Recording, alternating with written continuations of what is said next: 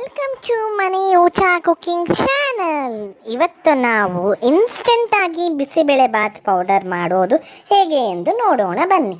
ಮೊದಲು ಒಂದು ಬಾಣಲಿಗೆ ಒಂದು ಪ್ಯಾನಿಗೆ 1-2 ಸ್ಪೂನ್ ಎಣ್ಣೆ ಹಾಕಿಕೊಳ್ಳಿ. ಒಂದು ಚಿಕ್ಕದು ಚಕ್ಕೆ, 1-2 ಲವಂಗ, 1 ಟೀ ಸ್ಪೂನಷ್ಟು ಉದ್ದಿನಬೇಳೆ, 1 ಟೀ ಸ್ಪೂನಷ್ಟು ಕಡಲೆಬೇಳೆ, 6 ಗುಂಟೂರು ಮೆಣಸಿನ್ಕಾಯಿ, 6 ಬ್ಯಾಡಗೆ ಮೆಣಸಿನ್ಕಾಯಿ, ಅರ್ಧ ಗಿಟಿಗೆ, ಅರ್ಧ ಇದಾಗುವಷ್ಟು ಕೊಬ್ಬರಿನ ಸಣ್ಣಗೆ ಕಟ್ ಮಾಡಿಕೊಂಡು ಈ ಥರ ಫಸ್ಟು ಎಣ್ಣೆಗೆ 1 ಟೀ ಸ್ಪೂನಷ್ಟು ಉದ್ದಿನಬೇಳೆ, 1 ಟೀ ಸ್ಪೂನಷ್ಟು ಕಡಲೆಬೇಳೆ, 1 ಚಕ್ಕೆ, 2 ಲವಂಗ, ಆಮೇಲೆ ಗುಂಟೂರು ಮೆಣಸಿನ್ಕಾಯಿ 6, ಬ್ಯಾಡಗೆ ಮೆಣಸಿನ್ಕಾಯಿ 6 ಹಾಕಿಬಿಟ್ಟು ಅದು ಚೆನ್ನಾಗಿ ಲೈಟ್ ಗೋಲ್ಡಿಶ್ ಬ್ರೌನ್ ಬರೋವರೆಗೂ ಫ್ರೈ ಮಾಡ್ಕೊಳ್ಳಿ.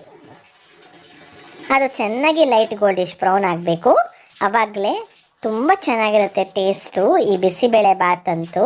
ಇದು ಇನ್ಸ್ಟೆಂಟಾಗಿ ಮಾಡುವ ಪೌಡರ್. ನಿಮಗೆ ಅವಾಗ ಮಾಡಿ ಅವಾಗ ಬಿಸಿಬೇಳೆ ಬಾತ್ ಮಾಡಬೇಕು ಅಂದಾಗ ಈ ಥರ ಮಾಡ್ಕೊಳ್ಳಿ, ತುಂಬ ರುಚಿಯಾಗಿರುತ್ತೆ. ನೆಕ್ಸ್ಟ್ ಅದನ್ನು ಸೈಡ್ಗೆ ಇಟ್ಕೊಳ್ಳಿ. ಅದೇ ಪ್ಯಾನಿಗೆ ನಾವು ಕೊಬ್ಬರಿನ ಸಣ್ಣಕ್ಕೆ ಹೆಚ್ಚಿಟ್ಕೊಂಡಿರ್ತೀವಲ್ವ, ಅರ್ಧ ಕೊಬ್ಬರಿನ ಅದನ್ನು ಚೆನ್ನಾಗಿ ಹಾಕಿ ಫ್ರೈ ಮಾಡಿಕೊಳ್ಳಿ. ಇದನ್ನು ಅಷ್ಟೇ ಲೈಟ್ ಗೋಲ್ಡಿಶ್ ಬ್ರೌನ್ ಬರಬೇಕು, ಅಲ್ಲಿವರೆಗೂ ಫ್ರೈ ಮಾಡ್ಕೋಬೇಕು. ಅದು ಚೆನ್ನಾಗಿ ಫ್ರೈ ಆದ ನಂತರ ಅದನ್ನು ಸೈಡ್ಗೆ ಇಟ್ಟಿಟ್ಕೊಳ್ಳಿ ಕೊಬ್ಬರಿನ. ಇವಾಗ ಎರಡೂ ತಣ್ಣಗಾದ ನಂತರ ನಾವು ಮಿಕ್ಸಿ ಜಾರ್ಗೆ ಹಾಕಿಬಿಟ್ಟು ಪೌಡ್ರ್ ಮಾಡಬೇಕು. ಆ ಪೌಡ್ರ್ ಮಾಡಿ ಇಟ್ಕೊಂಡ್ಬಿಟ್ರೆ ನಾಳೆ ಬಿಸಿಬೇಳೆ ಬಾತ್ ಮಾಡಬೇಕು ಅನ್ನೋವಾಗ ಇವತ್ತು ಸಾಯಂಕಾಲನೇ ಇದನ್ನೆಲ್ಲ ಮಾಡಿ ಇಟ್ಕೊಂಡ್ಬಿಟ್ರೆ ನಾಳೆಗೆ ಈಸಿ ಆಗುತ್ತೆ. ಇಲ್ಲ ನೀವು ಅವಾಗಲೇ ಮಾಡಬೇಕು ಅಂದ್ರೂ ಈ ಥರ ಮಾಡ್ಬೋದು. ಟೇಸ್ಟ್ ಅಂತೂ ತುಂಬ ರುಚಿಯಾಗಿರುತ್ತೆ. ಇನ್ಸ್ಟೆಂಟಾಗಿ ಮಾಡೋ ಪೌಡ್ರ್ ಇದು.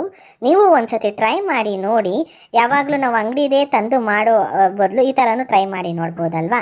ಇದೆಲ್ಲ ಹಾರಿದ ನಂತರ ಮಿಕ್ಸಿ ಜಾರ್ಗೆ ಹಾಕಿ ಪೌಡ್ರ್ ಮಾಡಿಕೊಂಡು ಒಂದು ತಟ್ಟೆ ಮೇಲೆ ಈ ಥರ ಹಾಕಿಬಿಟ್ಟು ಬಿಡಬೇಕು. ಅಷ್ಟೇ, ಬಿಸಿಬೇಳೆ ಬಾತ್ ಪೌಡರ್ ಸವಿಯಲು ಸಿದ್ಧ. ನಿಮಗೆ ನಮ್ಮ ಚಾನಲ್ ಇಷ್ಟವಾದಲ್ಲಿ ಪ್ಲೀಸ್ ಲೈಕ್, ಶೇರ್, ಸಬ್ಸ್ಕ್ರೈಬ್ ಮಾಡಲು ಮರೆಯಬೇಡಿ. Thank you for